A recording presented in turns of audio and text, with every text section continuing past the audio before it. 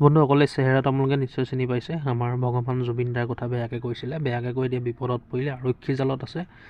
চবেই চিনি পায় এজনীক, পাগলীজনীক। সেই পাগল বুলিয়ে ক'ব লাগিব, যিহেতু আমাৰ ভগৱান জুবিন দাক ইমান বেয়াকৈ, ইমান নিষ্ঠুৰ বুলি ভাবি, আৰু জুবিন দাৰ লগতে গৰিমা বৌ সকলো পৰিয়ালকে ইমান বেয়াকৈ গালি পাৰিছে, ইমান বেয়াকৈ কৈছে।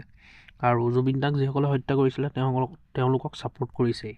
আৰু অমৰ হৈ থকা জুবিন দাৰ কথা এনেকৈ ক'লে কোনেও সহ্য নকৰে। সেই পাগলজনীৰ কথা কি ক'লে গৰিমা বৌয়ে শুনো আহকচোন বন্ধুসকল। গৰিমা বৌয়ে যিহেতু বহুত দুখ প্ৰকাশ কৰিছে, দুখ পাইছে, আৰু দুখ পাই কি ক'লে শুনোচোন আহক গৰিমা বৌয়ে এই বিষয়ে।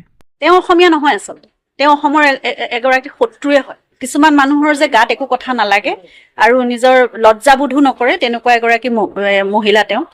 এইগৰাকীয়ে আছে যি নিকৃষ্ট মানসিকতাৰ এগৰাকী মানুহ। জুবিন গাৰ্গৰ নিচিনা এজন ব্যক্তিক শেষ কৰি পেলোৱা মানুহক যেতিয়া ছাপোৰ্ট কৰিছে, তেতিয়াহ'লে সেইগৰাকী অসমীয়া কেনেকে হ'ব পাৰে?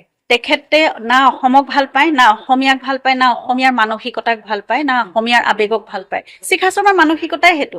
কোনো কথা নাই, বতৰা নাই, অভব্য, অশালীন, অভদ্ৰ ভাষাৰে দিনে ৰাতিয়ে তেওঁৰ ওপৰত কটু মন্তব্য, চৰিত্ৰ হননলৈকে ইমান অশালীন ব্যৱহাৰ কোনোবাই কৰিব পাৰে, সেইটো কথা ভাবিবই নোৱাৰি। আৰু কোনো অসমীয়াই, মই ভাবো কোনো অসমৰ মানুহে সেই কাম হয়তো জুবিন গাৰ্গৰ লগত বা তেনেকুৱা এটা ব্যক্তি সত্তাৰ লগত কেতিয়াও নকৰে।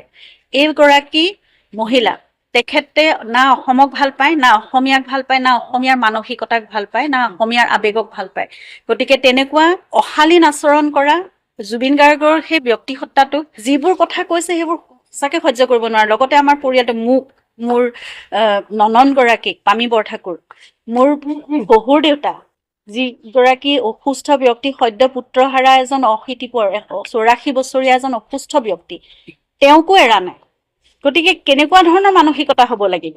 গতিকে আমি ভাবিলো আইনী ব্যৱস্থা এটা লোৱাৰ এটা বহুত তুংগত আহি পৰিছে এই সময়। সেইকাৰণে আজি আহিলো।